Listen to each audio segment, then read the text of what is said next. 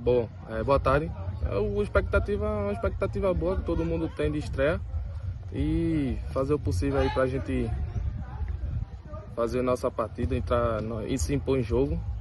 E sobre a equipe do Iguatu a gente sabe pouco. Vamos estudar ele durante o jogo, durante o primeiro tempo aí. E vamos ver o que não vai dar, porque a situação também não tá boa aqui, infelizmente, mas a gente vai, né? Na raça dá. Ô Glauber, você é o estreante nessa equipe. Apesar de você já conhecer os atletas, você é estreante. Qual a sensação que você sente, apesar de toda a pressão que vem do campeonato cearense, em cima de um time que você não fazia parte?